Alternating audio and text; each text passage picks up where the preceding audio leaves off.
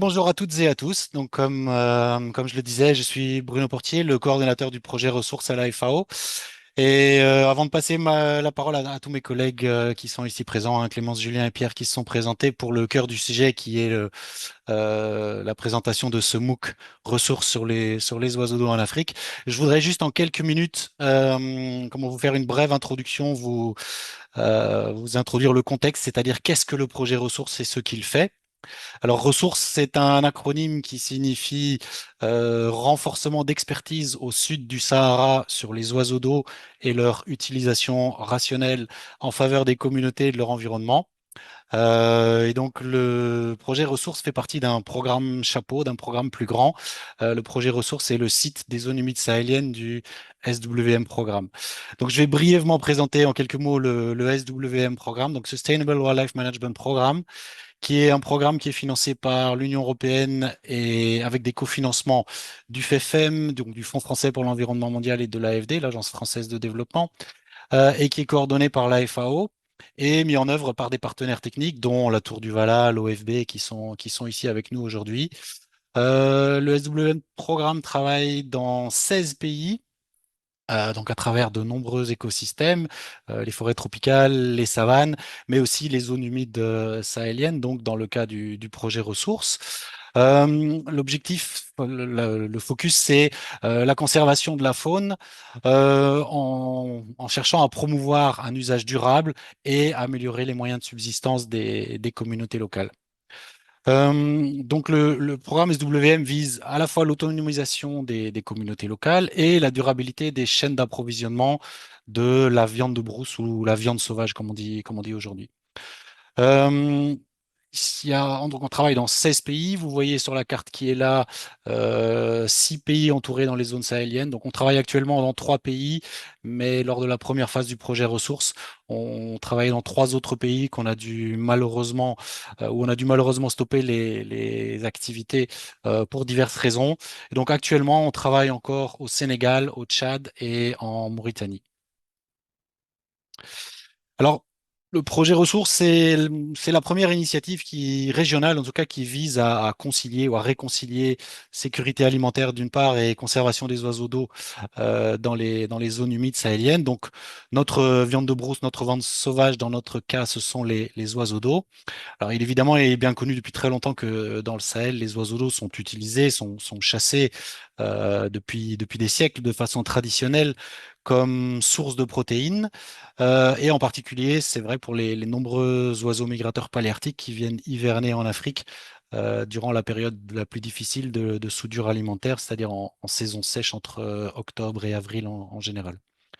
Un rappel important, c'est que historiquement, ce projet a été formulé, mis en place, entre autres, pour répondre au plan d'action Afrique de deux traités internationaux, l'accord AEWA et la Convention de Ramsar sur les zones humides d'importance internationale. Alors, sans entrer dans le détail, mais je voudrais juste présenter les grandes thématiques sur lesquelles travaille le projet ressources avant ensuite de laisser la parole à mes collègues qui vous parleront du MOOC. Donc, l'objectif du projet ressources, c'est de développer, de documenter des modèles réplicables d'utilisation de la faune des oiseaux d'eau en particulier, d'utilisation durable des oiseaux d'eau. Pour ça, on travaille sur plusieurs thématiques. D'une part, l'amélioration de tout ce qui est cadre juridique et institutionnel des pays partenaires dans lesquels on travaille. Principalement, c'est d'assurer pardon, l'alignement avec les objectifs des deux traités que j'ai cités, hein, AEWA et Ramsar. Le deuxième volet, c'est tout ce qui est consacré au monitoring des oiseaux d'eau. Ça comprend plusieurs volets, deux sous-volets. D'une part, tout ce qui est appui, logistique, technique, renforcement de capacité, recherche, etc., sur tout ce qui est les dénombrements d'oiseaux d'eau. Et l'autre volet, c'est le volet qui s'intéresse au prélèvement des oiseaux d'eau. On veut d'estimer donc l'ampleur des prélèvements et tout ça dans le but d'estimer les niveaux de durabilité de ces prélèvements d'oiseaux d'eau. Et le troisième volet est lui consacré à l'approche habitat et il inclut au moins trois types d'actions donc, que je détaille dans la slide suivante ici. C'est d'une part tout ce qui est activité de lutte contre les plantes aquatiques invasives et de gestion des zones humides au sens plus large. Un soutien à tout ce qui est identification et désignation de sites Ramsar, de nouveaux sites Ramsar ou de mise à jour d'informations sur des sites Ramsar existants sur base de toutes les actions de dénombrement d'oiseaux d'eau notamment. Et enfin, la promotion de filières alternatives qui sont vertueuses ou plus éco-friendly que la riziculture intensive, par exemple. Et c'est le cas d'une expérience très intéressante qu'on mène au Sénégal, notamment actuellement, qui est l'appui à la production de graines de nénuphar par les groupements féminins dans la zone du delta du fleuve Sénégal. Mais bon, je vais pas aller dans le détail, ça pourrait faire valoir, ça pourrait être l'objet, pardon, d'un autre webinaire Friday for Birds si vous le souhaitez, si vous le souhaitez. Mais voilà, je vais pas aller plus loin. L'important, c'est aussi de vous dire que le projet ressource a bien sûr une page web sur laquelle vous trouverez beaucoup plus d'informations, des newsletters, il y a de très nombreuses vidéos et des articles, des guides techniques, etc. Donc, vous avez les QR codes ici. En fait, je pourrais partager la présentation à Elisabeth qui vous la fera suivre si vous le souhaitez. Donc, merci beaucoup. Moi, j'en ai terminé. Je vais laisser la parole à mes collègues Clémence, Julien et Pierre qui vont donc vous présenter ce fameux MOOC ressources, identifier les oiseaux d'eau en Afrique du Nord et au Sahel. Je vais Merci arrêter ma Bruno. présentation, stop sharing, voilà. Et comme ça, je pense que mes collègues ont la main pour pouvoir présenter. C'est à vous. Ok, voilà. Est-ce que vous voyez mon écran? Oui, oui, très bien. Ok, super. Donc du coup, on va vous présenter en détail le MOOC ressources, donc identifier et dénombrer les oiseaux d'eau d'Afrique du Nord et du Sahel. Et d'abord un petit peu de contexte, parce que vous êtes tous ornithologues ou en tout cas dans des projets de suivi d'oiseaux. Le contexte de ce MOOC, c'est vraiment les oiseaux d'eau et les suivis coordonnés qui ont été lancés dans les années 70 dans le but de réévaluer la taille des populations et la distribution de ces populations d'oiseaux d'eau. Pour cela, il fallait des comptages qui soient coordonnés au niveau de la voie de migration. Et ces données sont utilisées, donc, comme l'a dit Bruno, dans le cadre de la convention de l'AEWA et de Ramsar et sont aujourd'hui coordonnées par Wetlands International. C'est un des programmes de suivi et de sciences citoyennes le plus important au monde, avec des centaines de pays qui participent au dénombrement internationaux d'oiseaux d'eau à la mi-janvier. Et chaque année, ce sont des millions d'oiseaux qui sont comptés.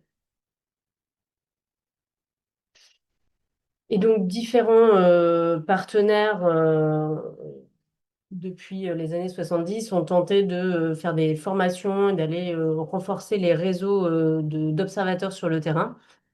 Et comme Sauvon pour la partie East Atlantic Flyway ou Lompo au Sénégal.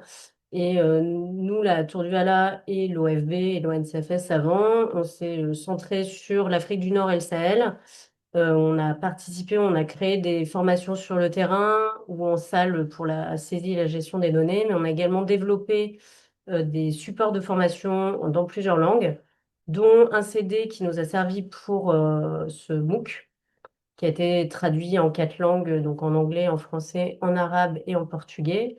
Et également, on avait publié avec nos collègues de l'AO un guide sur l'identification sur les oiseaux d'eau en Afrique du Nord et uniquement en langue arabe.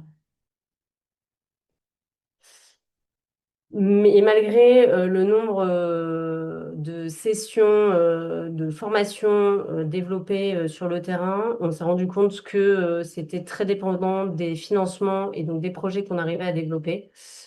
Et en l'occurrence, l'identification et les dénombrements d'oiseaux et d'oiseaux d'eau demandent une pratique de terrain très régulière et très fréquente.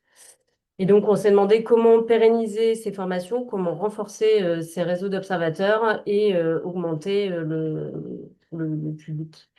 Et donc, on s'est dit qu'on voulait inclure tous nos supports de formation dans les écoles de faune africaines et également, pourquoi pas, développer des outils qui seraient disponibles en ligne toute l'année parce qu'effectivement, le Covid est passé par là et nous a empêché de faire aussi les formations sur le terrain.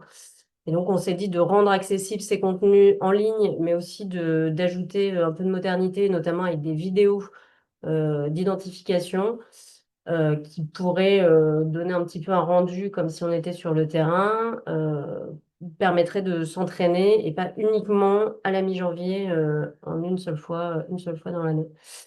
Et donc notre cible, ça reste les professionnels de la gestion et de la conservation de la faune sauvage, mais aussi les personnels administratifs, des ONG, des étudiants, les naturalistes et les chasseurs. Donc on s'est renseigné un peu sur les MOOC, les cours en ligne. Donc effectivement, c'était plus de 220 millions dans le monde de personnes inscrites. 950 universités qui utilisent des MOOC dans leur cursus, plus de 19 000 cours qui étaient proposés. On s'est intéressé particulièrement à une plateforme en charge de la conservation des aires protégées en Afrique, la plateforme MOOC Conservation, qui depuis 10 ans a développé une quinzaine de cours et traduit en anglais et en français. Il y a plus de 140 000 inscrits, 13 000 personnes qui ont reçu l'attestation. Ces cours maintenant sont certifiés par l'Université d'Alexandrie en Égypte. Et malgré toute cette quantité foisonnante de cours, aucun cours en ligne n'était dédié uniquement à l'ornithologie et était intégralement gratuit jusqu'à l'obtention du certificat. Et pourtant, savez-vous répondre aux questions suivantes? Alors, je ne sais pas si vous pouvez le partager dans le chat. Can you answer the following questions? Donc, quelle silhouette représente un chevalier? Donc, on va laisser 10 secondes, ça va très très vite. Donc, c'est pour ceux qui ont réussi, bravo, c'était un chevalier. C'est 3. C'était le 3. C'était le 3. Ouais, c'est bien. Oui. Et sur cette photo, quelle est cette espèce? Un indice, on reste dans les chevaliers. Donc, c'est le chevalier vignette. Donc, les limicoles, ça reste quand même une famille assez compliquée à identifier, surtout pour moi. Et de la même manière, pour dénombrer des gros groupes d'oiseaux notamment, ça demande pas mal d'entraînement et certaines techniques qu'on verra par la suite. Et donc là, effectivement, on peut utiliser la technique des blocs et comme ça estimer de manière très rapide, en 10 secondes, de dire oui, ok, il y a 300 oiseaux sur cette image. Et donc, dans le projet ressources qu'a présenté Bruno, il y a effectivement aussi un gros volet renforcement de capacité qui nous a permis de développer ce MOOC. Et donc, Julien va vous présenter un petit peu le contenu détaillé. Voilà, je vais rentrer un peu plus dans le détail. Alors d'abord avec quelques chiffres synthétiques sur l'ensemble du MOOC. Donc le MOOC, c'est estimé à peu près à 40 heures de travail, donc entre 35 et 40 heures, réparties sur 6 semaines, à faire à son rythme, hein, comme on veut. Mais donc c'est 6 modules. L'idée étant d'apprendre à identifier évidemment les 210 espèces d'oiseaux d'eau que compte cette zone géographique, la moitié nord de l'Afrique. Et puis voilà, avoir certaines bases et répondre aux objectifs stratégiques des deux grandes conventions que sont l'AEWA et Ramsar. Donc notre objectif principal, c'était évidemment de renforcer les réseaux d'observateurs africains et pour qu'il y ait plus de participants, notamment au dénombrement de la mi-janvier, dénombrement d'oiseaux d'eau de la mi-janvier. Donc on vous a présenté tout à l'heure la plateforme MOOC Conservation qui est gérée par l'UICN Papaco. Et voilà, c'était pas pour rien, c'est sur cette plateforme que notre MOOC est hébergé. Alors, je vais passer rapidement, mais là, c'est juste pour vous présenter, évidemment, les partenaires sont nombreux. Les principaux partenaires étant les principaux partenaires étant donc c'est une formation qui a été développée par la FAO, par l'OFB et la Tour du Vala, avec beaucoup de partenaires techniques, à commencer par, ici, on peut citer SEMPAR, la station ornithologique de SEMPAR, qui nous a beaucoup aidé aussi. Et puis tout un tas de partenaires techniques avec le CIRAD, l'OMPO qui ont déjà été cités tout à l'heure et tant d'autres. Et puis des partenaires aussi plus techniques sur la confection des fiches espèces ou la réalisation d'interviews et puis même un partenaire pédagogique aussi qui nous a aidés sur le parcours pédagogique. Donc, ça comprend, il y a enfin, il y a 23 experts qui sont interviewés dans cette formation, avec, donc ça représente des coordinateurs nationaux de dénombrement d'oiseaux d'eau, des têtes de réseau internationaux, comme Laura Damy en bas à droite, ou Maurice Diallo en haut, qui lui est en charge des enquêtes de prélèvement sur les oiseaux d'eau dans le delta intérieur du Niger au Mali, ou Evelyne Moloko en bas à gauche qui représente les conventions internationales, là, l'AEWA pour le coup, et Ramsar avec d'autres personnes interviewées. Mais donc, il y a un grand nombre d'experts qui ont été sollicités. Des contenus pédagogiques variés. Alors justement, là, je sais pas si vous avez repéré, mais c'est pas exactement un PowerPoint sur lequel on vous présente cette présentation aujourd'hui. C'est un génial, pour ne pas le citer. C'est le support qu'on a utilisé pour avoir du contenu interactif. Alors ça se compose de pop-up. C'est pour garder l'attention de l'apprenant au maximum. Donc c'est pour que ce soit pas uniquement passif, mais qu'il y ait des tas de supports différents. Donc du motion design, des animations, des petites pauses ludiques avec des petits quiz d'entraînement, des vidéos d'illustration. Donc là, on vous a donné un petit échantillon en bas. Là, c'est par exemple une animation qui fait quelques minutes. Voilà, donc il y a des choses sur lesquelles il faut cliquer tout le temps pour s'entraîner ou pour aller chercher de l'information. Donc là, c'est les quiz. Voilà, quelques exemples, hein, on n'a pas le temps de passer tout en revue. Les fameuses présentations animées ou commentées, donc le support dont je vous parlais, ça c'est juste pour vous montrer l'ensemble. Il y a plus de 30. En fait, chaque présentation correspond à une séquence. À l'intérieur des 6 modules, il y a plusieurs séquences, ça va jusqu'à 7 ou 8 séquences par module. Et ces séquences peuvent faire jusqu'à une soixantaine de slides.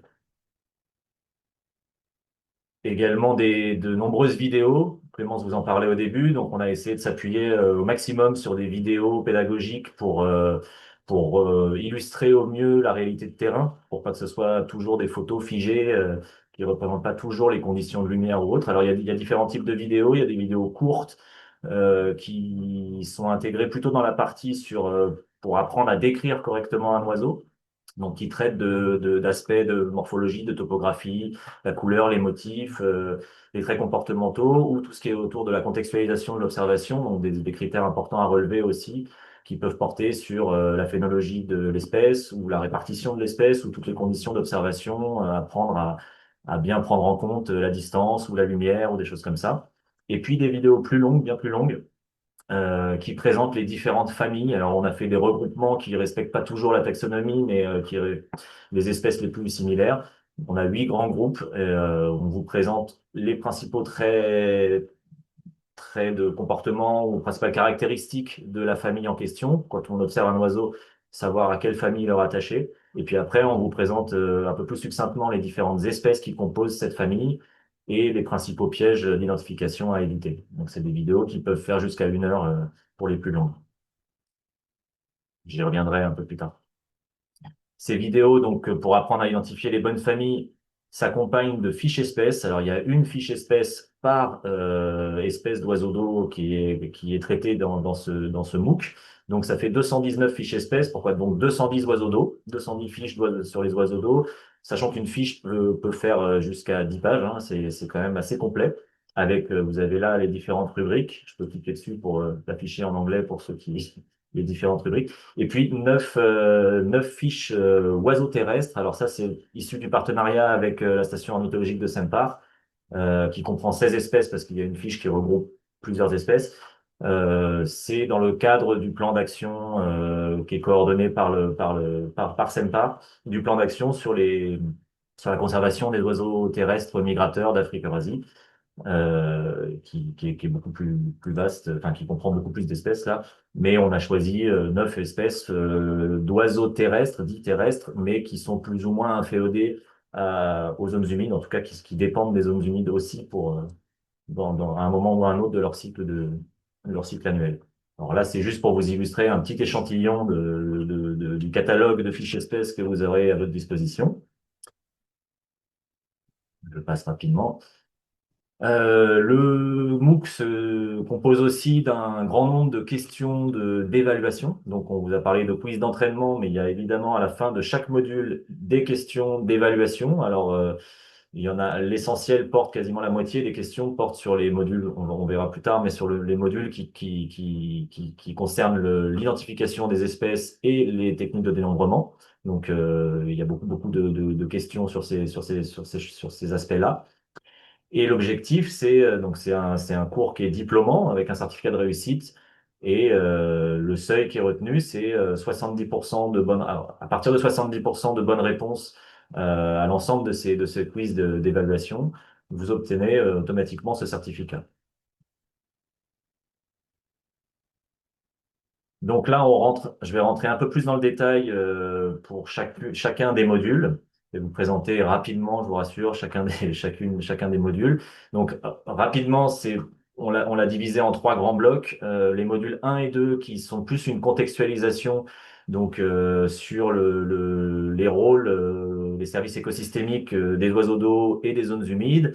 Un peu de biologie avec la migration des oiseaux et puis les menaces et une parole qui est donnée, une présentation du réseau d'acteurs qui travaillent de près ou de loin sur la question des oiseaux d'eau dans cette partie Afrique du Nord et Sahel. Des modules 3 et 4 qui sont vraiment ce qu'on a appelé le cœur du MOOC, qui sont les parties les plus longues. Donc là, c'est vraiment apprendre à identifier et à décrire un oiseau et apprendre les différentes techniques de dénombrement. Et puis les modules 5 et 6 qui sont liés à de la collecte à la transmission des données et puis comment on valorise ensuite toutes ces données récoltées. Non, je me suis trompé, c'est pas grave. Donc le module 1, il se compose de 5 séquences. La première séquence, c'est sur les services écosystémiques et la définition de ce que sont les zones humides. Une seconde séquence qui est présentée par Jamie Skinner qui porte sur les usages de l'eau, les différents usages de l'eau et tous les enjeux qu'il peut y avoir autour de la question de l'eau, notamment dans ces zones. Une troisième séquence qui est présentée par Maurice Diallo sur l'exploitation vivrière des oiseaux d'eau qui est fortement basée sur l'exemple du delta intérieur du Niger au Mali, comme ressource vivrière, donc comme source de nourriture et de revenus. Et une quatrième séquence, pardon, qui est présentée par Maxime Zouka qui se présente en trois vidéos où il vous présente un peu les différents schémas de migration, un peu d'écologie sur toutes ces espèces d'oiseaux d'eau et sur leur parcours et leur route migratoire. Et puis une dernière séquence qui nous a été permise aussi grâce à Sempar, qui présente les différentes menaces qui pèsent sur les habitats, donc sur les zones humides, et sur les oiseaux migrateurs tout au long de leur parcours. Je reviens au plan. Le module 2 avait vocation plutôt à donner la parole aux différents acteurs de la conservation et qui travaillent sur les oiseaux d'eau en Afrique du Nord et au Sahel. Donc une première partie sur pourquoi on fait ces dénombrements, dans quel but et à quelle échelle et tous les enjeux qui sont liés à ces dénombrements. Et puis on donne la parole à Laura Damy, qui est tête de réseau du réseau Oiseaux d'eau Méditerranée, donc qui porte plus sur tout le pourtour méditerranéen, Afrique du Nord, mais même côté européen aussi. Donc elle présente ce réseau-là. Ensuite, on a Marc Van Romen de la société de Sauvon qui présente lui le projet de l'East Atlantic Flyway, donc la voie de migration Est-Atlantique qui s'étend de la mer des Wadden aux Pays-Bas jusqu'en Afrique du Sud, tout le long de la côte atlantique. Là, il y a une petite vidéo d'interview de Pierre Campredon qui nous parle aussi des exemples de suivi qui sont menés sur le littoral ouest africain, notamment au banc d'Arguin et dans la réserve des Bijagos.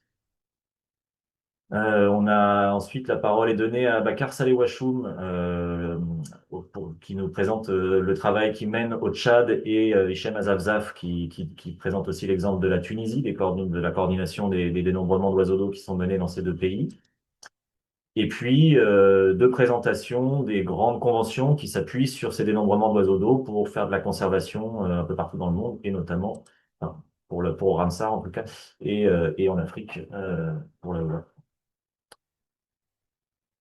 Et une dernière passerelle qui a été faite aussi en partenariat avec Sempar, puisqu'on parle beaucoup d'oiseaux d'eau, mais il y a aussi ce plan d'action qui est en cours pour la conservation des oiseaux migrateurs terrestres.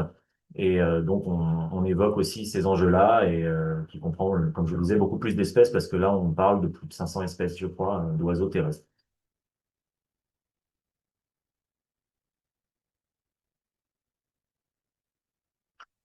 Alors ensuite, on rentre dans le cœur du MOOC dont je vous parlais. Donc ça, le module 3 qui a été séparé en module 3A, 3B, on est sur quasiment la moitié du temps estimé, hein. C'est 15 heures au total, je crois, donc enfin, un peu moins peut-être, mais enfin 15, entre 15 et 20 heures. Le premier module A qui consiste, enfin, on a d'abord voulu poser les bases pour apprendre à décrire correctement un oiseau. Quand on fait une observation, on est sur le terrain. Qu'est-ce qu'il faut regarder? Donc, avec une première séquence qui porte sur la morphologie de l'oiseau, tous les grandes parties à regarder, les ailes, les pattes, le bec. Donc, c'est ça qui est illustré de vidéos pour se figurer la réalité du terrain.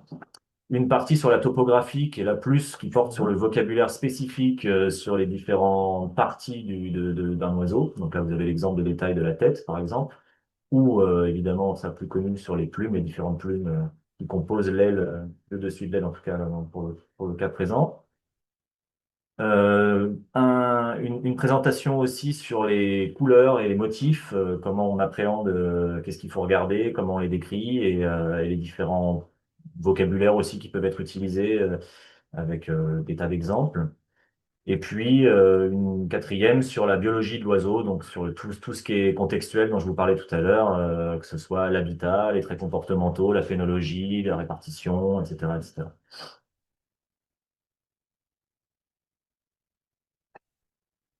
Le module 3B qui se compose uniquement de vidéos. Alors, il y a plus de 5h30 de vidéos. C'est là les fameuses vidéos par famille dont je vous parlais tout à l'heure, qui présentent les laridés, les limicoles, les ralidés, les ardéidés, les autres grands échassiers, etc. Voilà, il y a une vidéo par grande famille. Alors évidemment, il y a des vidéos plus longues que d'autres, hein. Les limicoles, on a 64 espèces, enfin 66 si on compte les jacanas, mais 64 espèces qui sont traitées dans la zone géographique.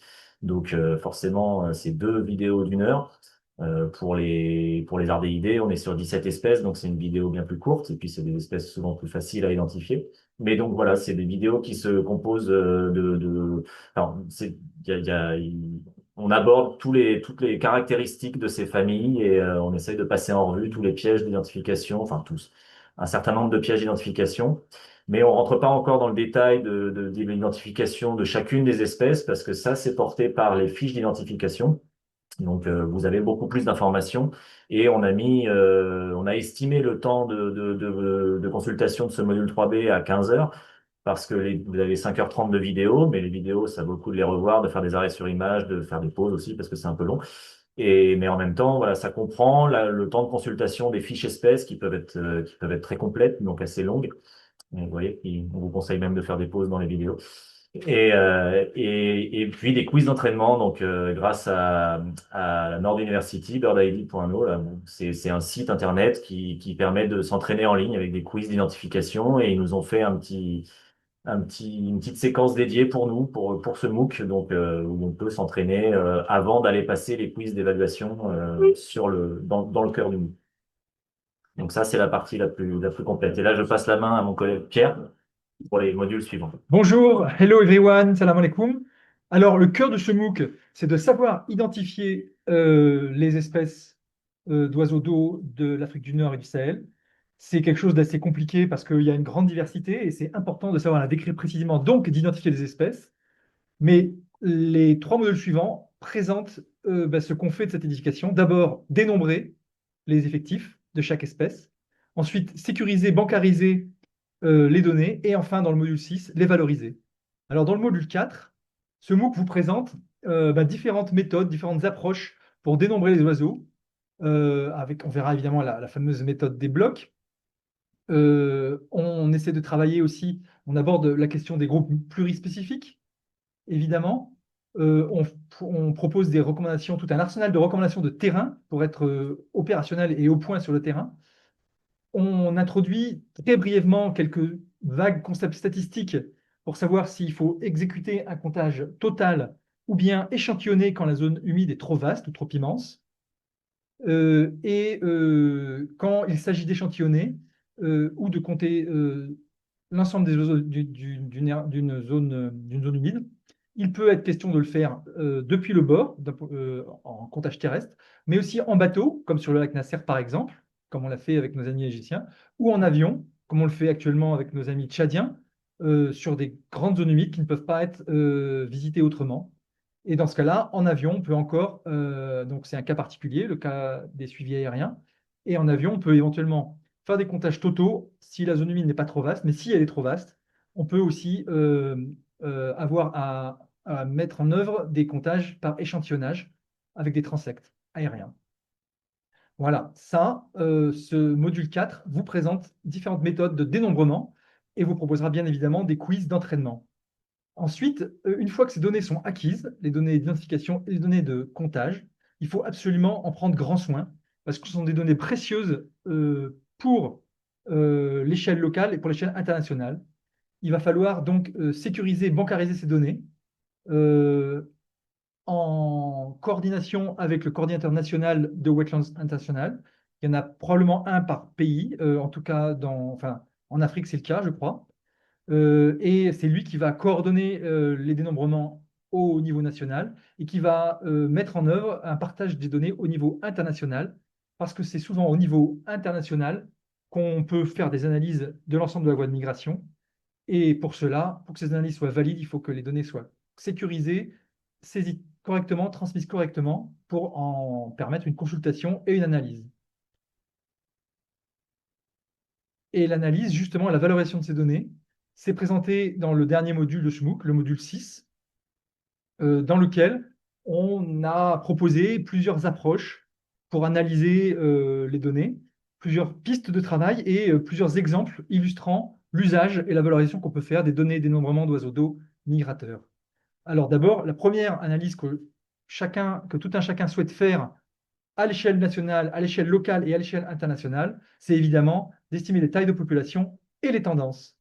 Et c'est une séquence qui présente ce travail, qui présente quelques méthodes. On peut également, si on bénéficie de données de prélèvement, on peut également évaluer avec des modèles simples qui sont brièvement présentés. On peut évaluer la durabilité des prélèvements, que ce soit de chasse touristique ou de prélèvements vivriers. Et en l'occurrence, ces prélèvements, qu'ils soient touristiques ou vivriers, ne sont pas anodins en Afrique du Nord et au Sahel, notamment en Afrique du Nord-Est, puisqu'il existe quelques exemples de chasse touristique, mais aussi une chasse de sécurité alimentaire qui n'est pas négligeable et qui est assez répandue.